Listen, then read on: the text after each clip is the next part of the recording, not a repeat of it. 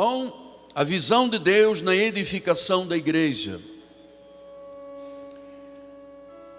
Abra a sua Bíblia, por favor. O segundo livro de Crônicas, capítulo 32, versículo 8. Na minha Bíblia está na página 488. Estamos todos? Com ele está o braço de carne, mas conosco o Senhor nosso Deus, para nos ajudar e para guerrear nossas guerras. Uau!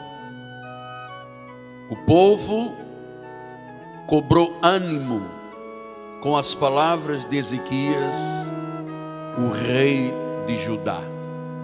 Que esta palavra abençoe nossos corações, conforte, console, mas acima de tudo, nos faça a todos crescer na graça e no conhecimento de Jesus. Visão de Deus na edificação da igreja. Vamos orar ao Senhor.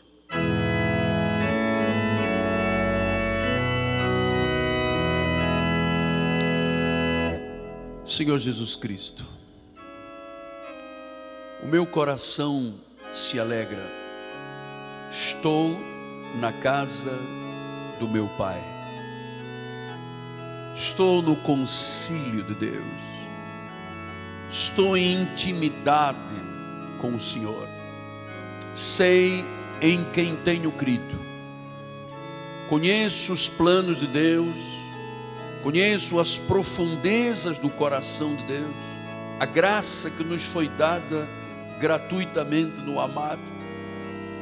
E hoje, Senhor, na visão, vivendo na visão do Todo-Poderoso, queremos entender mais sobre a visão que Tu tens na edificação da igreja.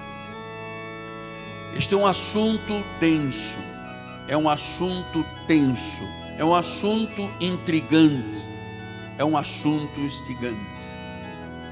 Ele precisa de vir por revelação.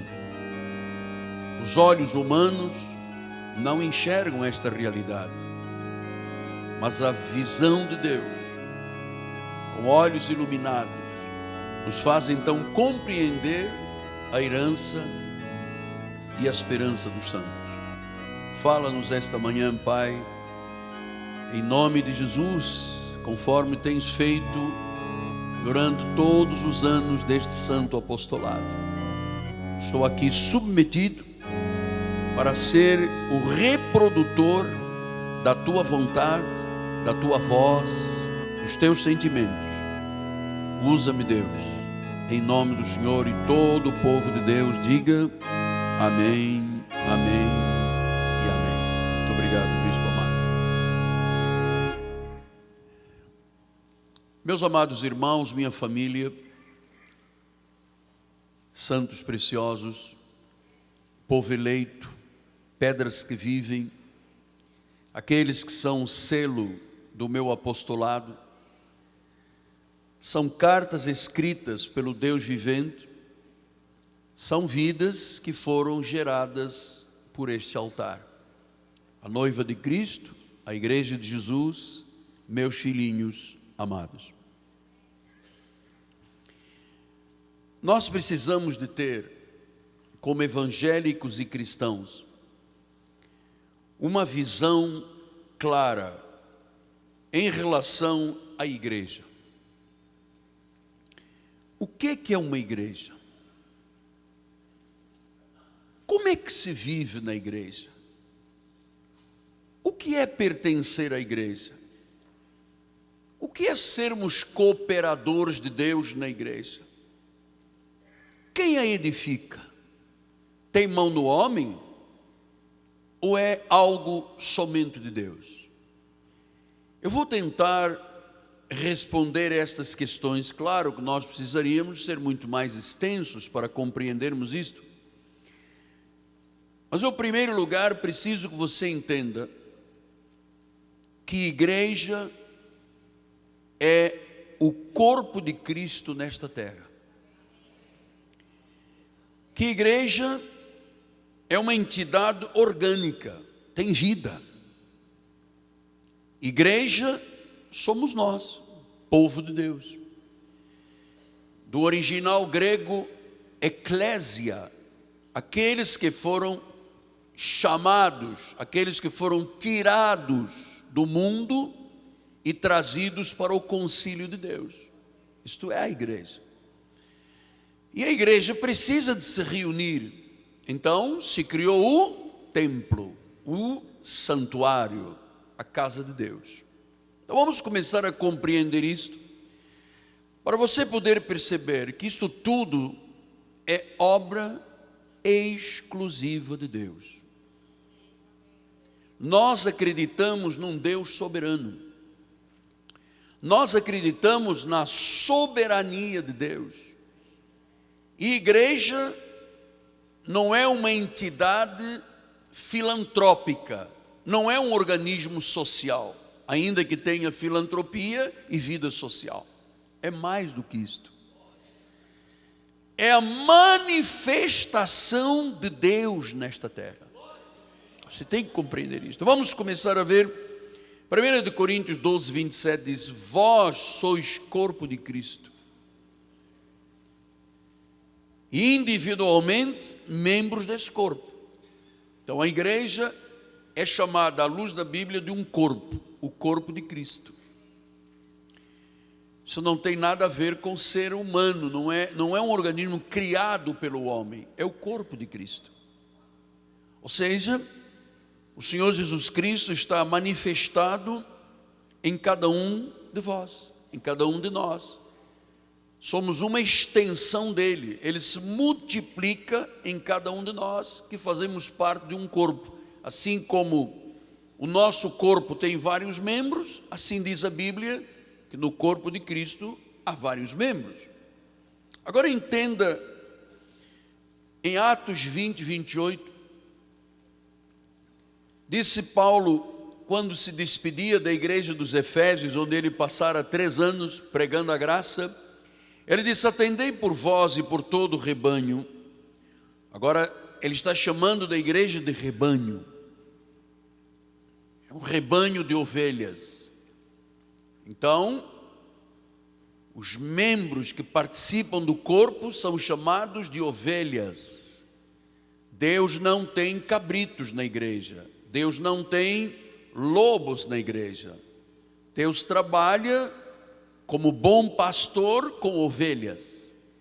A ovelha, na seção da palavra, esse animal ovelha tem características de docilidade, de características que o Senhor pensou na característica de uma ovelha, e ele disse: não, as minhas ovelhas, o meu povo será comparado a uma ovelha.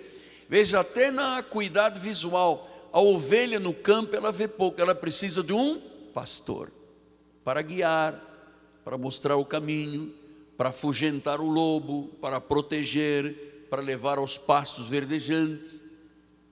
Então ele disse: o rebanho sobre o qual o Espírito Santo vos constituiu bispos, para pastoreardes a igreja de Deus. Diga, igreja de Deus. Então a igreja não é de um homem, não é de homens. A igreja de Deus. E ele disse: a qual igreja ele comprou com o seu próprio sangue. Quer dizer que para estarmos aqui esta manhã, houve um preço altíssimo que foi pago. O Senhor precisou de dar o seu próprio sangue. Ele derramou a sua vida, o seu sangue, ele morreu, ele ressuscitou. Então isto tudo é muito complexo para se imaginar que a igreja é uma reunião social. Não, reunião social já tem o Rotary, já tem o Lion, já tem os sindicatos. Esse é o corpo de Cristo, é o rebanho de Deus, é a igreja de Deus. É a igreja de Deus. Paulo disse em Efésios 5:23 que o marido é o cabeça da mulher, e também, como também Cristo é o cabeça da igreja. Então esta igreja tem um governo espiritual. o cabeça da igreja, aquele que pensa, aquele que governa a igreja, não é um homem, não são homens. Por isso eu preciso lhe ensinar esta visão da igreja, porque muita gente não tem ideia, pensa que igreja é um lugar apenas social, onde as pessoas se reúnem e cantam louvores. Não. Igreja é o corpo de Cristo, igreja é a casa de Deus, igreja é a igreja do Deus vivo, Ele mesmo é o cabeça. Você sabe, quando um corpo ele deixa de funcionar, quando o cérebro perde as ondas cerebrais, a pessoa é considerada morta. Ela pode ter ainda o coração batendo, mas quando o cérebro para, a morte se estabelece. O cérebro de uma igreja não é o pastor da igreja. A cabeça, o cérebro da igreja é Jesus Cristo. É Jesus Cristo. Agora veja como é que Paulo descreve a igreja em Hebreus 12, 23. Ele disse: igreja dos primogênitos, aqueles que foram arrolados nos céus, e a Deus o juiz de todos, aos espíritos dos justos aperfeiçoados. Então, meu Deus, essa imagem que passam aí nas televisões sobre igreja, que não tem nada, absolutamente nada a ver com igreja dos primogênitos arrolados nos céus, espíritos dos justos aperfeiçoados. Quer dizer que a ovelha, a sua identidade pessoal é espírito, a nossa principal identidade não é este corpo, é um espírito. E diz que somos espíritos justos, ou seja, justificados pelo sangue de Jesus e aperfeiçoados. Nós nos tornamos perfeitos em Cristo, não há mais nenhuma condenação, não há mais acusação. Deus não pode tirar o nome do livro da vida. Então, esses são conceitos tão fortes, tão verdadeiros, tão profundos, que a mim, quando eu falo de igreja, amado, eu temo e tremo. Eu nunca entraria numa igreja de chinelo havaiana, amado. Eu vou lhe explicar em detalhes o porquê. Porque isto é mais do que uma cerimônia, isto é um culto ao Deus vivo, amado. É um culto ao Deus vivo. Então, entender o que é a igreja aos olhos de Deus é muito importante. A nossa experiência de vida cristã ligada à igreja, sendo que a igreja é a casa de Deus. Então, vamos lembrar, igreja é o povo, é a eclésia, é o corpo de Cristo, é o rebanho do Senhor, foi comprada por Ele, Ele é o cérebro, Ele é o cabeça da igreja. Depois, para governar, Ele disse: eu vos constituí bispos e pastores. Então Ele constituiu apóstolos, profetas, evangelistas, pastores e mestres. Aí vem a galera que não entende assim: não, os ministérios foram coisas do passado, hoje não tem mais. Ui, mas a Bíblia é a mesma de ontem, de hoje e o será eternamente. O Deus da Bíblia é o mesmo de ontem, de hoje e o será eternamente. Então, amado, eu vou lhe dizer uma coisa: não arrisque dar ouvidos a outra voz. Nós conhecemos os desígnios de Satanás. A coisa que o diabo mais odeia é a igreja de Jesus Cristo. Então, qual é o foco de Deus com a questão da igreja? É a edificação da sua igreja na terra, do corpo de Cristo, que depois se reúne num templo. Olha o que disse 1 Coríntios 3, 16 e 17. Não sabeis que sois santuário de Deus e que o Espírito de Deus habita em vós? Se alguém destruir o santuário de Deus, Deus o destruirá, porque o santuário de Deus, que sois vós, é sagrado. Agora Deus está dizendo que o meu corpo, como ele é um espírito, habita o meu corpo é um receptáculo de um espírito justo e aperfeiçoado, que é sagrado. Quer dizer que quando nós nos reunimos, aqui estão vidas sagradas. que são parte do corpo de Cristo, que são parte do rebanho do Senhor. Então o objetivo de Deus é que o corpo de Cristo se reúna no templo, no santuário, e é no templo e no santuário que Deus se revela à igreja. Aqueles que são seus, que são vidas sagradas. Imagine você é sagrado.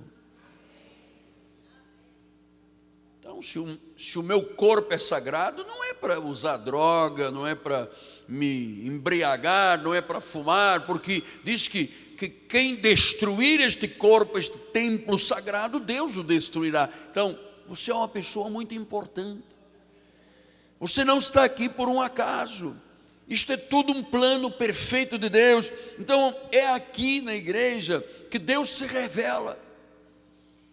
É aqui na igreja onde Ele é adorado, onde Ele é glorificado, onde Ele é exaltado, onde Ele é louvado, onde Ele é reconhecido, onde Ele é temido. Meu Deus, se eu deixaria algum dia a minha língua murmurar dentro da casa do Pai.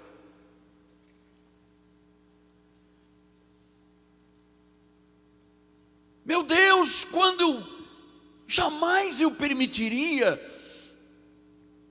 que alguma característica carnal, de soberba ou de vaidade predominasse na minha vida, quando eu sei que isto é sagrado. Aqui estão vidas sagradas. Amado, um homem de Deus, uma mulher de Deus, são vidas sagradas. Ninguém te pode condenar, ninguém te pode acusar, absolutamente ninguém te pode chamar de pecador, ou que você vai perder a vida eterna, que Deus vai tirar o nome do livro da vida. Quem fez tudo isso e faz o querer, o realizar, foi Jesus. Você é casa sagrada. Você é um corpo sagrado que vem como corpo de Cristo à igreja para adorar ao Senhor, para lhe dar o seu culto, para glorificar, para exaltar, para louvar, para reconhecer, para temer, para ouvir a revelação de Deus. Esta é a função da igreja. Então esta visão é quase desconhecida da cristandade.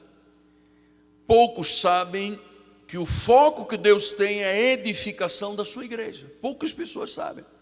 Porque você sabe, hoje em dia, até por um desconhecimento governamental, qualquer pessoa nesta terra, qualquer pessoa de maior idade, pode estabelecer um lugar e chamar de igreja, e ter estatutos e seguir as orientações do governo.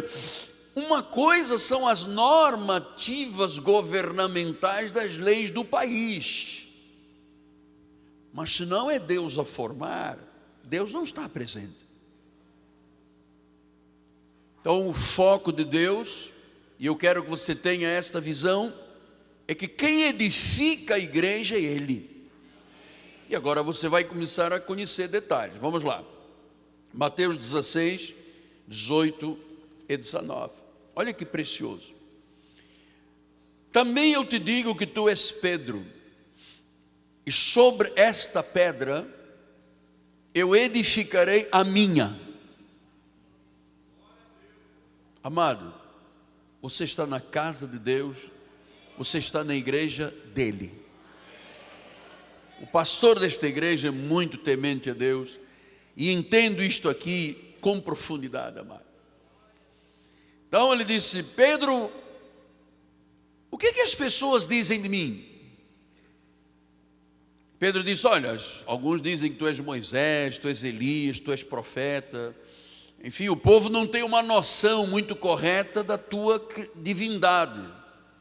Tá bom, então Pedro, me diga lá, e você, o que diz? O que você diz a meu respeito? Não, eu creio que tu és o Filho de Deus.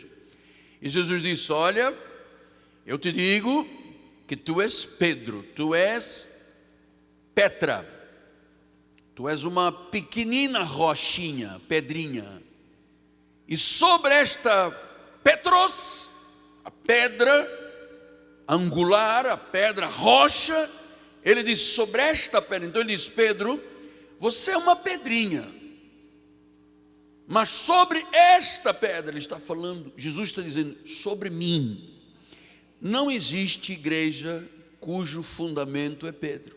A igreja católica está absolutamente equivocada. Eu não gostaria de ter como fundamento da minha vida Pedro. Pedro mentiu, Pedro traiu, Pedro cortou uma orelha, Pedro pintou e bordou, negou Jesus. Então, o fundamento de uma igreja é uma pessoa que nega Jesus? Então eu disse, você é Petra, você é uma pedrinha, mas sobre esta Petros, sobre esta pedra, eu vou edificar a minha igreja. E as portas do inferno não prevalecerão contra a minha igreja. A minha igreja. A minha igreja. É muito importante. Eu fui 21 anos da igreja romana, então eu tenho conhecimento de causa. Se você perguntar quem é o fundador da igreja de Roma, lá quando Constantino criou a igreja? Foi Pedro. Quem foi o primeiro bispo da igreja? Foi Pedro. Então Pedro é uma pequena pedra, como eu sou e você é, somos pedrinhas desta construção. Mas ele disse, a minha igreja, e ele disse, olha, se a minha igreja está edificada sobre mim, a Petros, a pedra poderosa, a rocha, então nenhuma porta de inferno pode prevalecer. Amado, enquanto você estiver aqui neste ministério, que tem este conhecimento, nenhuma porta quer dizer poder, nenhum poder do inferno vai prevalecer contra a tua vida. Você está debaixo de uma cobertura deste manto sagrado, você está debaixo do sangue de Jesus Cristo e do conhecimento absoluto e profundo de que a igreja é dele. Nós não ousamos tocar no nome, na glória, porque sabemos que se o fizermos, seríamos destituídos deste chamado ao apostolado. Eu me recordo, quando nós fomos abrir a igreja em Portugal, havia alguns pastores lá, mas havia um mais proeminente, que ele dizia assim, ninguém pode se aproximar de mim, porque eu estive em contato com Deus agora. E as pessoas, ele, sabe, roubando a glória que pertence unicamente a Jesus Cristo. Só Ele é Senhor, só Ele é absoluto. Mas este ensinamento tem que partir do altar. Porque as pessoas às vezes, assim como se idolatra o Papa na igreja romana, se idolatram os pastores das igrejas, os rabinos das igrejas. Então nós temos que ter esse cuidado. Então, ele disse, as portas do inferno não prevalecerão, porque a minha igreja está edificada, é minha. Quer dizer que ele é o cabeça, ele controla, Deus está no controle. Então quando nós dizemos Deus está no controle, isso é uma verdade, porque a igreja é dele. Amado, você está aqui, não pense que é pelos meus olhos, nem por nenhuma habilidade, porque eu não tenho habilidade para nada.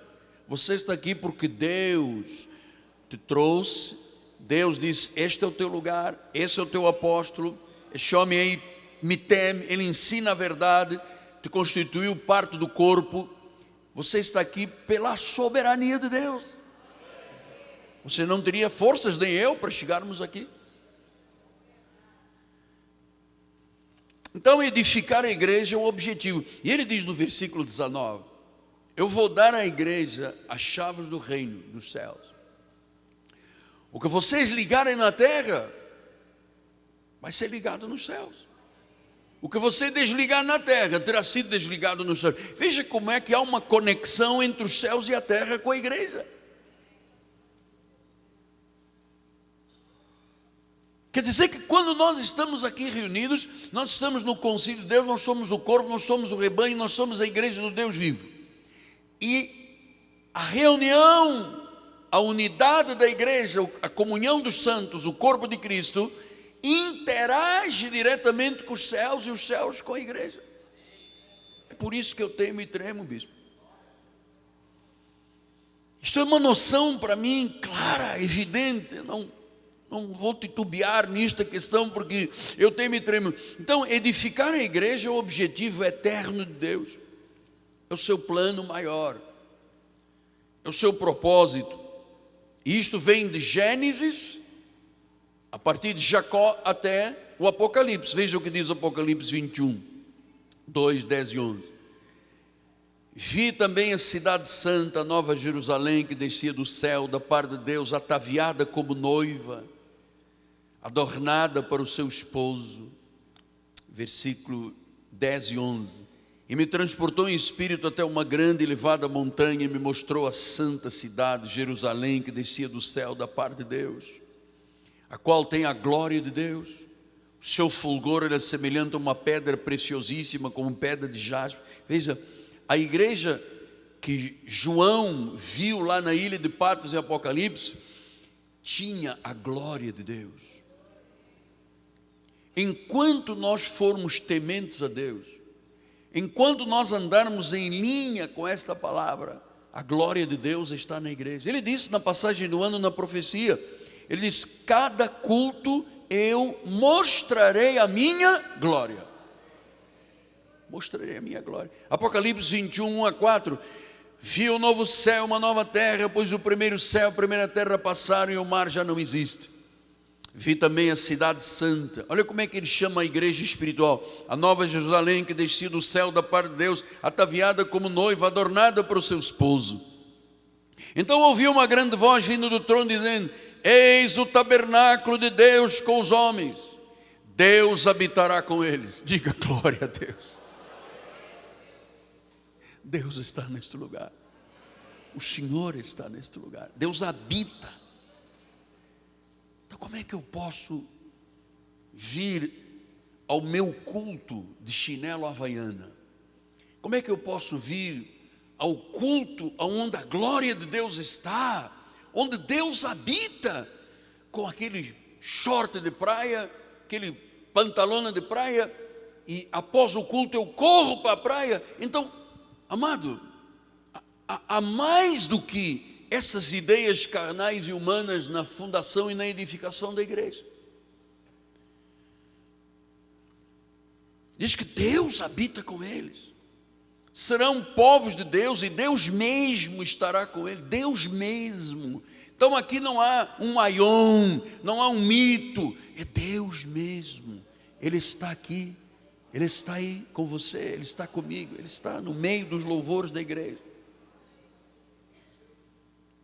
Versículo número 4: contemplarão a sua face, e na sua fronte está o nome dele. Então, esta intimidade, contemplar a face é o que, apóstolo? É ter intimidade com Deus. Então, eu quando venho à igreja, você não imagina como é que eu fico antes de um culto. Bispo Jorge, só quem convive comigo sabe. Eu fico tenso, eu fico nervoso, eu fico com vontade de vomitar, eu fico com dor de barriga, eu fico, sabe, porque eu sei que se Deus não fizer, amado, eu não teria capacidade de fazer. Eu não tenho capacidade. Se Deus não te convencer, se o Espírito Santo, Alexandre, não te convencer, isto aqui é uma palavra que entra num ouvido e sai no outro. Eu não tenho uma técnica que eu fui aprender nos Estados Unidos para fazer um coach, para depois induzir as pessoas e dizer: não, porque você tem que ir para a igreja com roupa cinza e a gravata vermelha, porque se você usar roupa cinza com gravata vermelha, o povo vai dar mais dinheiro para a igreja. Eu não consigo fazer isso. Não tenho, não, eu temo, amado, eu tremo. Foi Deus que me fez assim. Diz que contemplarão a sua face. Onde é que se contempla a face de Deus? É na beira da praia da Barra? É no calçadão de Copacabana com os fogos dirigidos a Iemanjá? É onde que se contempla a face de Deus? se contempla a face de Deus, onde Ele diz: eu estarei lá, eu estou na Assembleia dos Santos, os justos aperfeiçoados, a minha igreja, o meu corpo, aqueles que eu comprei com o meu sangue, e sim vão contemplar a minha face. Então, amado, às vezes a pessoa chega aqui aos trancos e barrancos, passou aquela semana braba, problemas, isso, aquilo, amado, entrou, colocou o pé aqui dentro, onde está a presença de Deus, quando o povo de Deus está, porque daqui a pouco vamos embora para casa, não tem nada aqui, é um templo, é um santuário. Mas quantas vezes eu vi pessoas entrar ali aos prantos, chegam aqui, cantam um hino, reflexionam no que se está passando, se aquietam, ouvem a palavra e são transformados.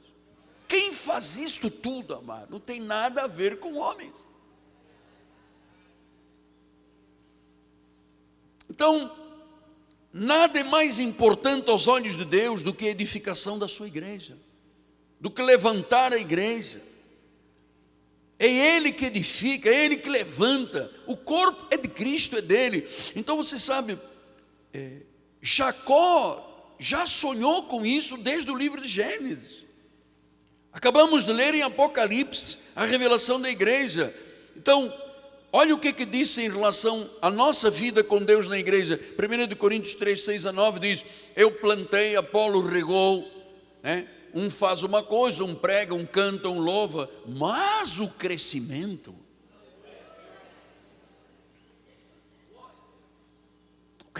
vem de Deus. A igreja, você não pensa que o maior interessado em salvar almas é o Miguel Ângelo? O maior interessado em salvar almas é o Senhor Jesus Cristo. Diz que um semeia, o outro rega, mas o crescimento é de Deus. Ou seja, se Deus não dá crescimento, eu posso plantar o que quiser plantar, pode alguém regar comigo, mas se Deus não está presente, não há crescimento. Versículo número 7, de modo que nem o que planta é alguma coisa, nem o que rega.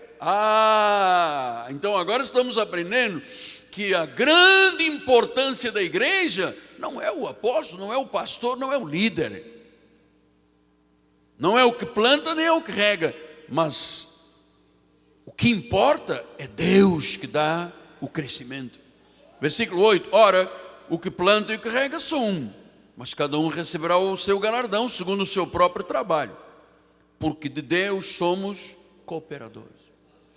Estamos aqui cooperando com Deus. Quando eu dizimo, quando eu oferto, vamos lá pregar na rádio, vamos pregar na televisão, vamos ganhar algo. Nós somos cooperadores dele. Mas isso é lindo, porque imagina você ser um cooperador de Deus. Deus precisa de mim e de você para cooperar com Ele. Isso é maravilhoso. Então, quando eu estou no momento do louvor, eu estou cooperando com Deus. Quando eu dou meu testemunho, estou cooperando com Deus. Quando eu ganho uma alma, estou cooperando com Deus. Quando eu sirvo a igreja para a evangelização, eu sou um cooperador de Deus. Eu sou lavoura de Deus, edifício de Deus. Veja, tudo é de Deus, de Deus, de Deus, de Deus. Esta visão você tem que ter. Que é para você chegar a este lugar e dizer: este lugar aqui é sagrado, cara. As pessoas que vêm aqui são sagradas. E quando você vir ou ouvir alguém murmurar na igreja, diz assim: olha só, minha amada, não murmure. Deus odeia a murmuração. Louve. Você vem na igreja, mas louve, engrandeça, ajoelha, ora, enfim, mas isto é tudo muito sagrado, amado. Isto é a visão do Todo-Poderoso. Veja como é que, agora vamos lá para trás, para o livro de Gênesis, para você entender como é que Deus começou a questão da igreja. Começou com Jacó.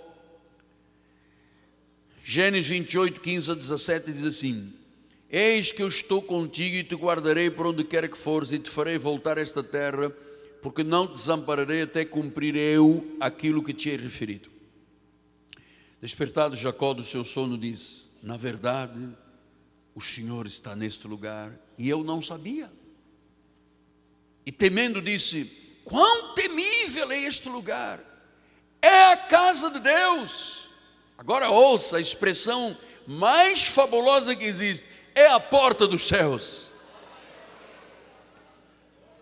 Então começa aqui a ideia, a imagem da igreja de Jesus. é um lugar temível, é para se temer, não é para se julgar, não é para se acusar, não é para se murmurar, é para se temer. Você tem que ser um homem temente a Deus, Senhor. Você tem que ser uma mulher temente a Deus. Então a casa de Deus diz que é um lugar temível.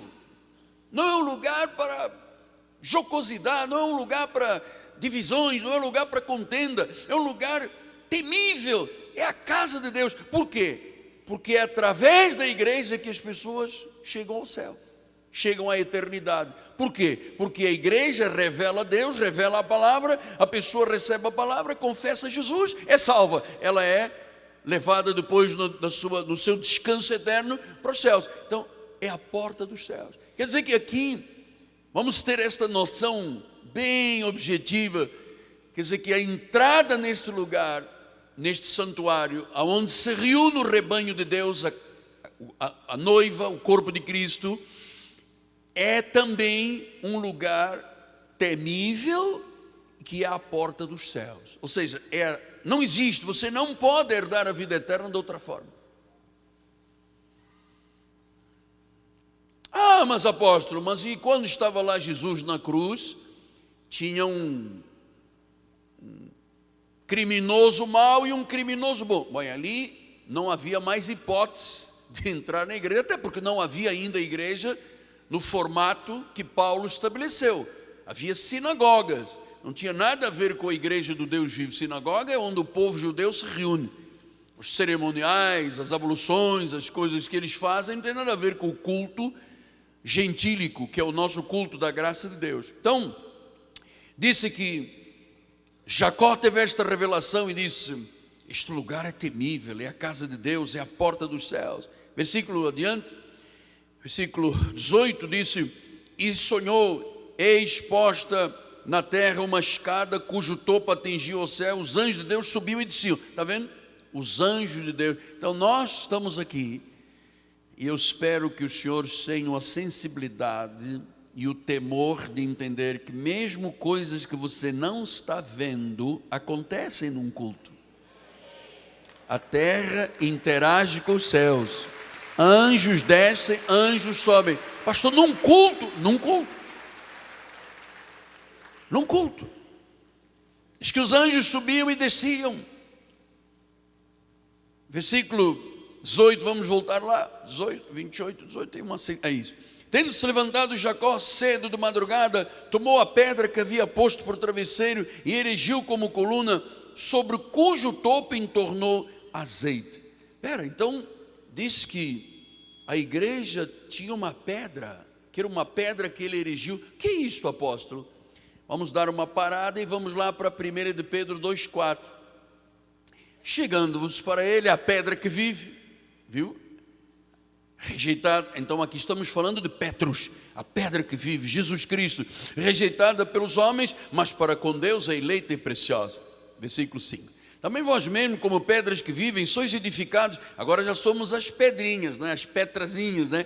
Sois edificados casa espiritual para ser de sacerdócio santo, a fim de oferecer de sacrifícios espirituais agradáveis a Deus por intermédio de Jesus Cristo.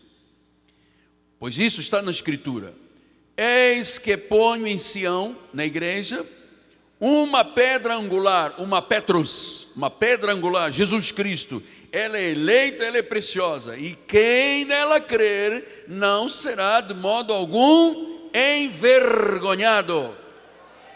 Para vós outros, portanto, que credes é preciosidade. Para os descrentes, a pedra que os construtores rejeitaram, essa veio a ser a principal pedra, a angular. Agora vamos voltar lá para aí. Tendo-se levantado cedo madrugada, tomou a pedra. E tudo isto era uma simbologia do que Deus estava mostrando que seria a sua igreja. Ele disse: erigiu por coluna e sobre o topo entornou azeite. Diz o versículo: o que é o entornar o azeite? Porque ele pegou numa pedra e entornou azeite. A pedra significa Jesus Cristo. As pequenas pedras da construção somos nós, o povo de Deus. E por que ele entornou azeite? É porque a igreja se move pelo mover do Espírito Santo. O azeite significa o Espírito Santo. Então a igreja não se move pelo jeitinho do pastor, ou pela esperteza de alguém, ou pela técnica de coach que vamos aprender lá em Los Angeles, como é que se faz, como é que se olha, como é que se mexe a mão, como é que se levanta a perna, para induzir o povo. Aqui não há indução, isto não é espiritismo para se induzir nada, isto é convencimento do Espírito Santo de Deus.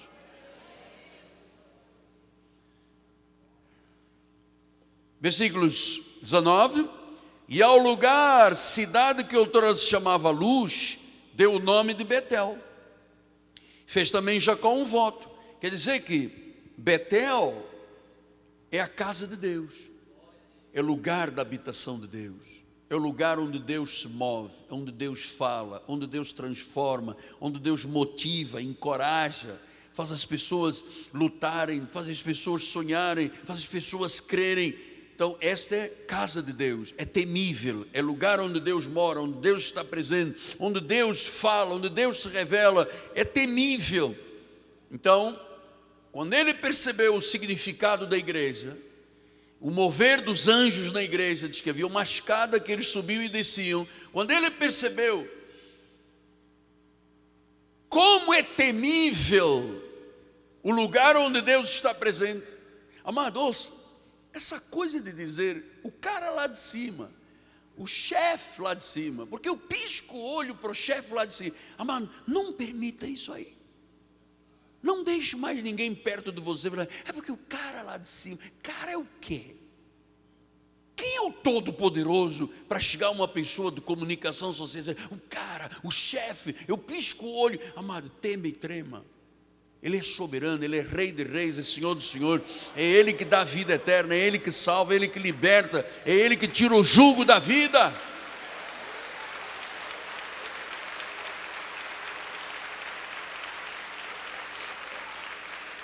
Então, naquele momento em que ele percebeu a estrutura da igreja, como Deus havia criado ali, o primeiro sinal da igreja, então Jacó fez um voto. É muito interessante que aqui não havia ninguém dizendo, faça um voto, veja isso. Foi tudo o Espírito de Deus mostrando e fazendo. Ele disse, olha, se Deus for comigo e me guardar nessa jornada que eu empreendo, me der pão para comer e roupa que me vista, um voto, hein? De maneira que eu volte em paz para a casa do meu pai, então o Senhor será o meu Deus, verdadeiramente Ele é Deus. E a pedra que erigi por coluna será a casa de Deus. E tudo quanto me concederes, certamente te darei o dízimo. Você vê, e aí vai no Google um monte de gente no Safari falando contra estas coisas. Você acha que uma pessoa que vai contra os desígnios de Deus é uma pessoa salva?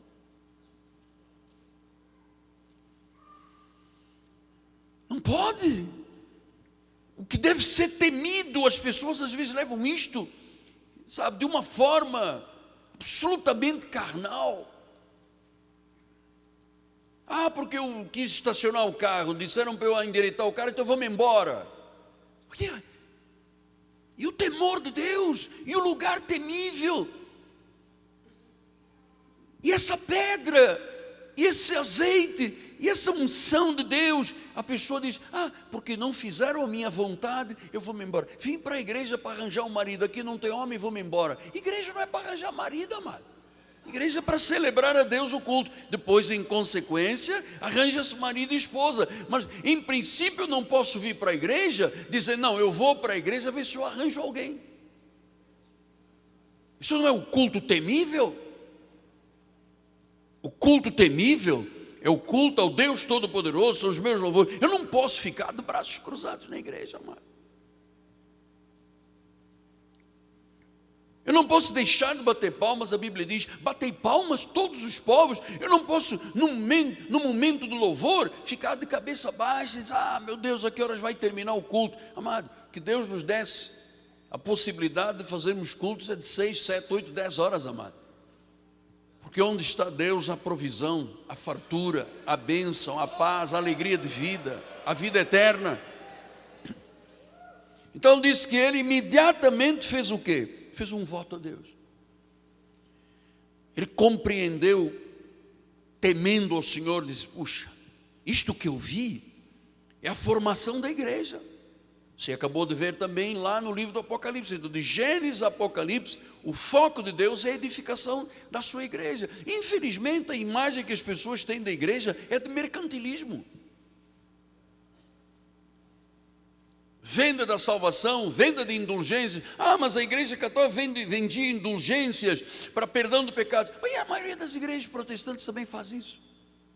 Você quer que o seu filho seja salvo? Põe aqui um envelope com R$1.000. Isto é indulgência. Isto não é parte com o temor de Deus, amado. Então é na casa de Deus, a porta dos céus. E eu vou dizer por que eu falo com tanta fidelidade. É porque foi na igreja onde eu comecei a ser transformado, e fui transformado, e fui regenerado. Eu entendi que eu era cooperador de Deus.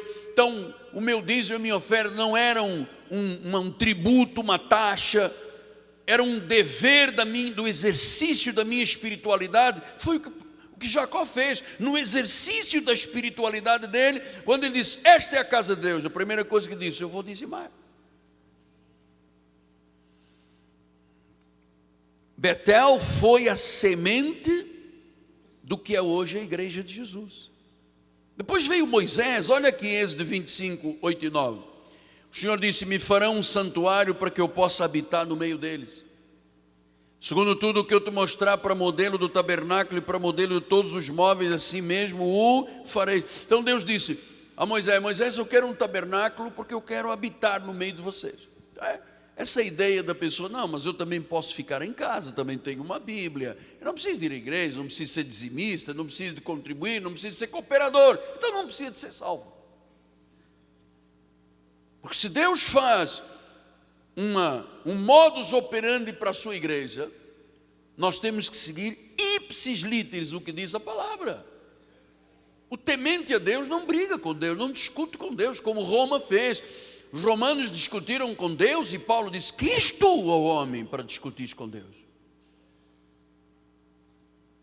Então Deus disse, eu quero habitar, eu quero um tabernáculo para habitar. Depois vemos Davi, olha lá em 2 Samuel 7, 12 e 13. Quando teus dias se cumprirem e descansares com os teus pais, então farei levantar depois de ti o teu descendente, que procederá de ti e estabelecerei o seu reino. Versículo 13. Este, está falando de Salomão, edificará uma casa ao meu nome, e eu estabelecerei para sempre o trono do seu reino. Então, olha o que é a igreja. A igreja é o corpo de Cristo, que se reúne num tabernáculo, num templo, num santuário, onde Deus está presente, onde a glória dele é conhecida, onde o seu trono, quando se fala de trono, está-se falando de quê? De monarquia, de rei, de rainha. Então, pela fé, há um trono, e quem está sentado nesse trono aqui chama-se Jesus Cristo. Eu não toco nessa glória. O trono é dele. O trono é dele. E vem Paulo, já falamos de Apocalipse, já falamos de Betel, de Jacó, de Davi, Moisés. Agora vamos para Paulo, Efésios 2, 21. No qual todo o edifício bem ajustado cresce para santuário dedicado ao Senhor, no qual também vós juntamente estáis sendo edificados para a habitação de Deus no Espírito. Então Paulo ensina, olha, nós estamos aqui sendo edificados. Então o foco de Deus para a terra é a edificação da sua igreja. Certamente nos planos de Deus, em vez de haver tanto restaurante, tanto motel, tanta coisa aqui nas ruas todas, ele queria encher as ruas de igrejas, amado. Esse é o objetivo de Deus. Então nós precisamos ter esta visão da igreja, do corpo de Cristo, da casa de Deus, que não é um ajuntamento religioso, social, é um desígnio da soberania de Deus. Então Paulo faz uma oração aos Efésios, diz assim no primeiro capítulo, versículos 17 e 18, para que Deus do nosso Senhor Jesus Cristo, o Pai da glória, vos conceda espírito de sabedoria, de revelação no pleno conhecimento dele. Para que o Deus nosso Senhor Jesus Cristo, o Pai da glória, vos conceda espírito de sabedoria. Versículo número 18. iluminados os olhos do vosso coração, para saberdes qual é a esperança do chamamento, qual é a riqueza da glória e da sua herança nos santos. Olha, isto tudo é o quê? Isto é a igreja. Como é que eu posso levantar um dedo contra a igreja? Ou não é salvo ou é louco. Quem pode levantar um dedo contra a igreja? Quem é que pode condenar uma igreja? Quem pode acusar um eleito de Deus, sendo Deus o justificador? Então, a igreja é lugar do governo de Deus, a igreja é o concílio do Senhor, a igreja é a igreja do Deus vivo. Olha, agora, foque outra vez aqui no altar. Igreja é lugar de transformação de vidas. Amado, eu vou dizer um negócio, eu tive 21 anos na igreja romana, não fui transformado em nada. Um dia que eu entrei nos átrios da casa do Senhor, lá em Lisboa, em Portugal, quando eu comecei na Assembleia de Deus, um culto transformou a minha vida, mano. Ainda que fosse lei, transformou a minha vida, pelo menos até chegar o momento de eu entender a graça. Então, igreja é lugar de transformação, é lugar de ressocialização. Você sabe, aqui não há branco, não há preto, não há rico, não há pobre, não há gordo, não há magro, somos um corpo, todos nós bebemos da mesma água, todos nós fomos batizados do mesmo Espírito. É lugar de transformação, é lugar de ressocialização. Aqui nós chamamos uns aos outros de irmãos. É aqui que se criam estratégias de vida. É aqui que se tomam decisões para o resto da vida. É aqui.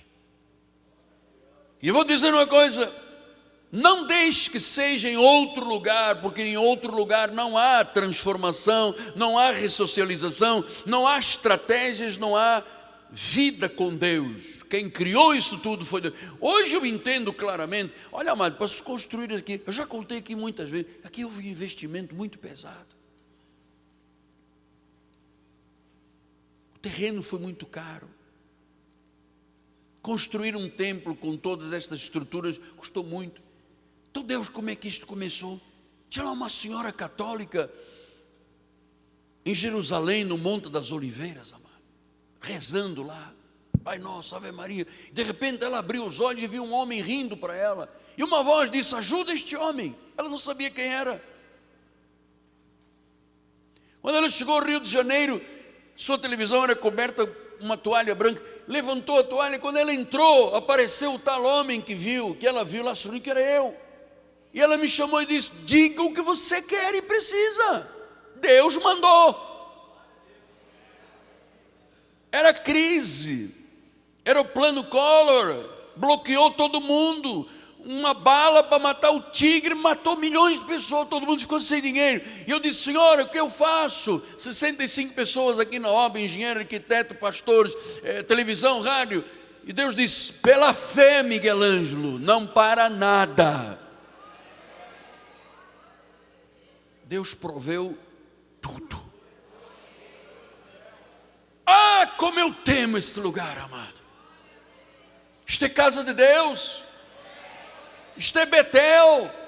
Isto é lugar de transformação. É lugar de ressocialização. Quantas pessoas entraram aqui um dia que maltratavam a família, batiam na esposa, eram agressivos com os filhos, não amavam os maridos, começaram a ouvir a palavra e hoje são casas sagradas de Deus. Dá prazer de conviver com essas pessoas. Onde isto acontece?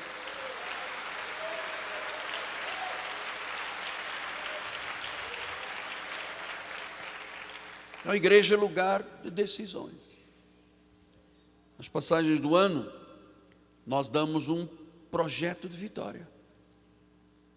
Não é para assinar um negocinho às cegas, depois rasgar e jogar fora. Isso é Deus dizendo: você acredita em mim, cara? Então escreva aqui: eu sou o Deus dos impossíveis. E a gente aqui ousada nesta igreja escreve coisas gigantescas para Deus, amado. Você nem olhos viram. nem ouvidos ouviram, nem jamais penetrou no coração do homem sobre o que Deus tem preparado para aqueles que o amam. Amado, agindo Deus, acabou, ninguém pode impedir. Ele disse: invoca-me, eu vou te mostrar coisas grandes que tu não conheces. Este é o Deus da Bíblia, este é o Deus a quem servimos. Então nós temos agora 10 minutos, porque algumas decisões você precisa tomar aqui na igreja. Por exemplo, número 1, orar mais. Zacarias disse: não é por força nem por poder, mas pelo meu espírito. Orar mais. Reunião de oração, oração pessoal em casa, oração na mesa, oração no carro, oração. Segundo, investir na vida espiritual. O maior investimento que se faz é na vida espiritual. 1 Timóteo 4, 14 e 15 disse: não te faças negligente com o dom que há em ti, o qual te foi concedido mediante profecia com a imposição das mãos do presbitério. Medita das coisas, sê diligente, para que o teu progresso a todos seja manifesto. Então nós temos que ver aqui progresso na vida de todos. Não dá para a pessoa chegar aqui 10 anos depois ainda está levando a Bolsa Família porque não aconteceu nada. Não existe. Nós damos com muito amor. Nota uma coisa: aqui se supre a necessidade de todo mundo. Mas é inadmissível que uma pessoa, depois de 14 anos recebendo bolsa, ainda precise. Isso é uma escravidão. Ou Deus existe ou não existe, amado. A igreja colabora, ajuda, ninguém é que passa necessidades. Mas tem gente aqui, 14, 15 anos, dependendo disso, da Bolsa Família, da Bolsa não sei o quê, da Minha Casa Minha Vida. Amado, não aceite isso aqui. Não aceito. Você tem um Deus que é provedor. Se você investir na vida espiritual, o teu progresso vai ser visto aos olhos de todo mundo, amado. 3, tenha intenção de evangelizar. Decida isto. 1 Coríntios 9, 22, fiz-me fraco com os fracos, com o fim de ganhar os fracos, fiz-me tudo com todos, com o fim de, por todos os modos, salvar alguns. Amado, salva uma alma, 2, 3, meia dúzia, uma dúzia, 100, seja um salvador de vidas. Como é que eu salvo, apóstolo? Dando testemunho, convidando a igreja, desafiando. Amado, ouça, nos meus tempos primórdios, lá atrás, quando nós começamos o ministério, os grupos, todo mundo evangelizava, todo mundo tinha folheto na bolsa, no carro, na Bíblia, todo mundo se sentia comprometido com Deus para ganhar uma alma. Agora todo mundo pensa que é o pastor que tem que fazer isso. Todos nós temos esta responsabilidade. 4º lugar, nunca desista. Filipenses 3,12 diz isso. Não que eu tenha já recebido ou tenha obtido a perfeição, mas eu prossigo para conquistar aquilo para o que também fui conquistado. Eu prossigo. Amado, eu estou nisso, vou fazer 39 anos de pastor, 43 anos de pregador. Você nunca me viu aqui me arrastando. Eu não concordo, eu não aceito. Amado, e olha que a chuva é bomba aí contra mim todos os dias aí na internet. Eu estava ontem, eu ainda não posso contar porque ainda é segredo, mas o meu nome está sendo apresentado para uma instituição mundial, para um reconhecimento mundial da minha vida, para a glória do Senhor.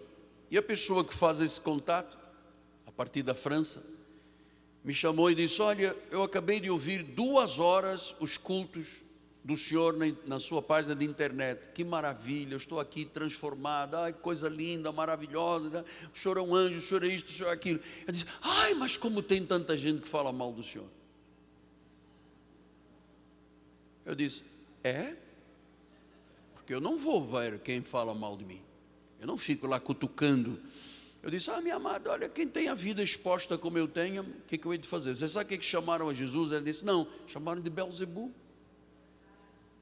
Agora, desistir eu não vou desistir de nada e nunca. Acabou, ponto final. 5º, confronte sem medo. Olha, Hebreus 12:1 diz assim: também Portanto, também nós, visto que temos a rodear-nos tão grande nuvem de testemunha, desembaraçando-nos de todo o peso e do pecado que tenazmente nos assedia, corramos com perseverança a carreira que está proposta. Amado, eu vou dizer uma coisa: desembaraça-se de todo o peso da sua vida. Desembaraça. Aquilo que te assedia tenazmente, desembaraça. Você tem que correr uma carreira. Então, se você achar que alguma coisa é pecado, diga: é pecado, ponto, não vou fazer. Então, desembaraça. Sexto lugar, 1 de Crônicas 13:32. Os filhos de Issacar, conhecedores da época, para saberem o que Israel devia de fazer. Você sabe que Issacar tinha 200 líderes que conheciam a época. Eu vou lhe dizer uma coisa: uma das coisas importantes que nós temos que fazer aqui nesta igreja é conhecer para rechaçar a cultura do mundo. Amado, a influência secular não pode dominar a tua vida. Essa coisa hoje em dia do que o culto é um show, não podemos aceitar. Essa ideologia de gênero não se aceita. Aborto, homossexualidade, drogas, álcool, satanismo, doutrinas falsas. Olha, nós somos conhecedores da época. Nós sabemos como é que Satanás quer destruir a igreja. Não pode, as portas do inferno não podem prevalecer. Mas nós temos que conhecer a época. Nós temos que conhecer as épocas. Então, amado, milhões de pessoas desviadas do evangelho, abandonaram o Senhor. É inadmissível hoje, amado, um homem de Deus casar com uma pessoa sem ser de Deus, e vice-versa. Nós não podemos aceitar que o evangelho case com uma pessoa do mundo. Não podemos mais aceitar casamentos em restaurantes, amado. E o temor de Deus, e o temível da casa do Senhor, não podemos mais aceitar. Então, amado, olha aí, milhões de pessoas com vidas frias, formais, cheias de medo. Eu não vou à igreja porque eu tenho medo, amado.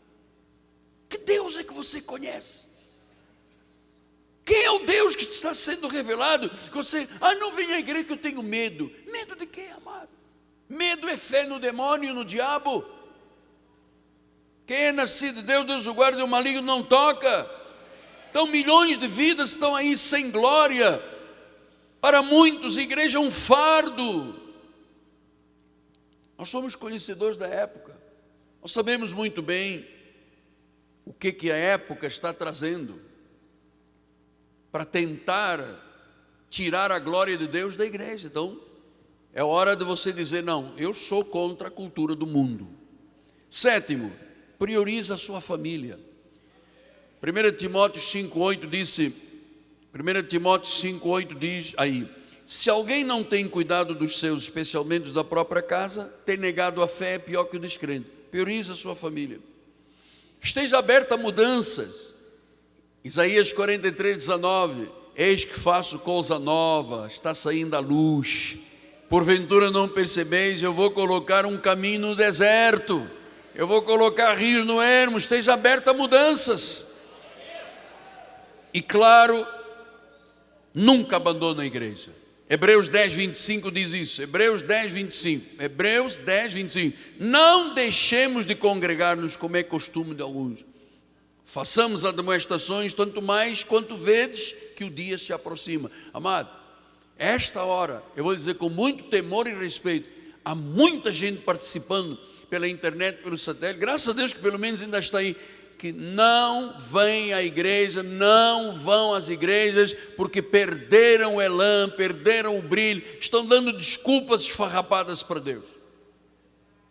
Deus disse, nesta madrugada: eu vou fazer uma obra que vai tinir nos ouvidos das pessoas. Não abandone a igreja. Romanos 12:1 disse, rogo-vos, pois, irmãos, pelas misericórdias de Deus, apresenta o teu corpo por sacrifício vivo, santo e agradável a Deus, que é o culto racional. Então eu termino, já avançamos 5 minutos, 2 de Crônicas 7:1-3.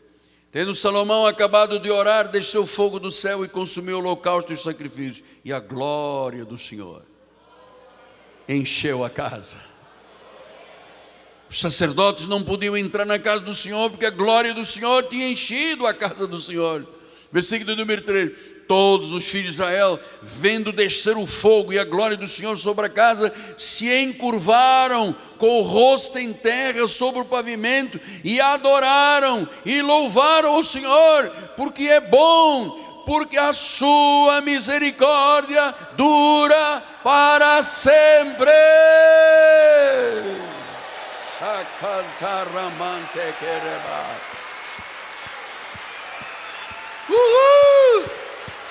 Aleluia! Estamos focados na visão do Todo-Poderoso. Nós também louvamos, nós também adoramos, nós também nos curvamos diante de Deus, porque a sua misericórdia dura para sempre. Porque a sua misericórdia dura para sempre. Porque a sua misericórdia dura para sempre. Canta corro babá seca.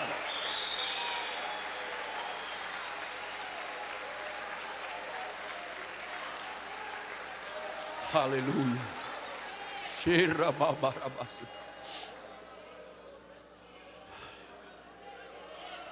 Essa é a igreja. Esse é o plano de Deus. Essa é a visão de Deus. Curve a sua cabeça, Pai amado e bendito. Muito obrigado pela semente que foi semeada no nosso coração. Obrigado pelas tuas misericórdias, Pai. O teu amor tão lindo, tão perfeito. Obrigado pelo tudo que o Senhor revelou hoje sobre a igreja. Lugar de transformação, lugar de ressocialização, lugar de decisões. E a mais importante decisão é reconhecer a Jesus como único Deus, crendo que Ele ressuscitou dentre os mortos e a salvação se manifesta. Então, Senhor, neste momento, que ninguém saia deste lugar sem uma decisão para Jesus, sem se curvar diante dEle, sem que diga: Senhor, eu quero voltar ao primeiro amor, eu quero te amar apaixonadamente, Pai, eu quero criar raízes, eu quero pertencer, eu quero viver a salvação, eu quero ser isto que eu aprendi esta manhã, Pai, um adorador que se curva com olhos abertos, Pai. Em nome de Jesus, entrega a tua vida ao Senhor, confia nele. O mais Ele vai fazer pela tua vida, e tu vais dar testemunho, em nome de Jesus Cristo. Amém, amém e amém. Graças a Deus. Santo. Vamos ficar de pé.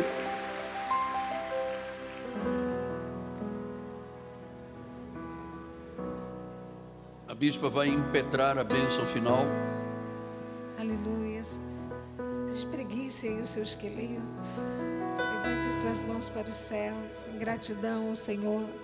Obrigada, Pai, por esta manhã, por este domingo, porque estamos sim no melhor lugar desta terra, Senhor, na tua casa, com a tua presença, Senhor, e ouvindo, Senhor, as diretrizes para as nossas vidas, Pai. Pai, que nós saiamos daqui na certeza, Senhor, que é melhor estar na tua casa do que estar em qualquer lugar deste mundo, Pai. Nós não abrimos mão de congregar com os nossos irmãos, de cultuar esse culto racional, Pai, que faz com que cresçamos todos os dias. Pai amado, dá ordem agora aos teus anjos que levem o teu povo. Senhor, livra-nos de todos os males, Pai. Torna-nos invisíveis, Senhor, para o homem mau, para o fraudulento, para o sanguinário, Pai, porque nós cremos num Deus que cuida de nós. E saímos daqui felizes, na certeza de que nesta semana Tu irás trazer coisas novas, Senhor, porque nós estamos vivendo na Tua visão. Saia daqui preparado para receber o melhor de Deus na tua vida e da tua família, em nome de Jesus. Graça e paz. Uma semana abençoada para todos.